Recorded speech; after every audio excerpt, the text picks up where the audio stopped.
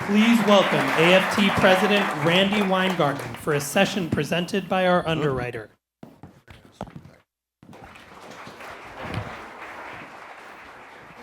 Nicely done. Thank you. Nice to be in a crowd today of people that are standing together or sitting together. I want to actually, obviously, I'd be saying a whole lot of different things if November 8th result was different than it is. And so I actually want to say 3 or 4 things that kind of build on what that last great panel was. There's 2 kind of faith ideologies that I subscribe to. One is the labor faith, and the other is the Jewish faith. And since Steve Bannon started talking about Judeo-Christian values yesterday, I'm going to start with the Jewish faith, which is that after what happened in the 1930s and 40s, we used to have a saying called never again. Never again. Never again have some kind of Holocaust, never again. Frankly, as the last panel was saying, that has to mean not never again just for Jews, but never again for Muslims, never again for our Latino friends and neighbors, never again for our other vulnerable populations, including what are still an LGBTQ population. And so when we think about what we're walking into, the last panel I thought was quite right. Donald Trump is masterful at disruption and division. Disruption and division create discrimination. And when we don't stay together as a collective, as a coalition, then we are open to that kind of discrimination.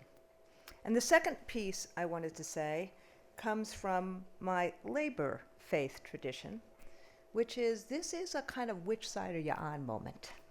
Yes, it is a moment of solidarity, but it's also a moment of which side are you on.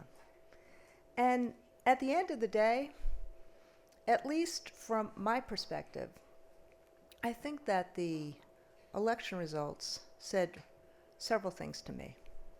But from the perspective of the AFT, the 1.6 million member union that I have the honor to lead, it said that we have an obligation, a moral obligation, a righteous obligation, to actually fight for 4 things.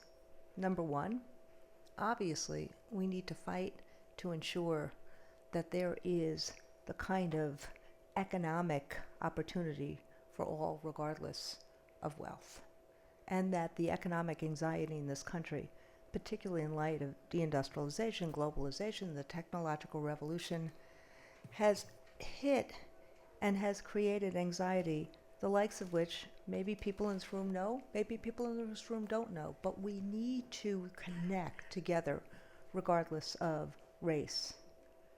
Number 2, the fight for economic opportunity is not exclusive from the fight against bigotry and discrimination. And we have to have both those fights with equal vigor.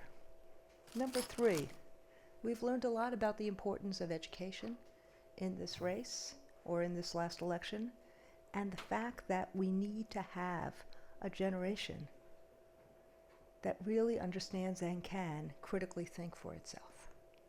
And number 4, that gets to pluralism and how important pluralism is. Diversity, inclusion, pluralism. I know a lot of people are focused right now on Trump and what is he going to do, who is he going to be, all of that.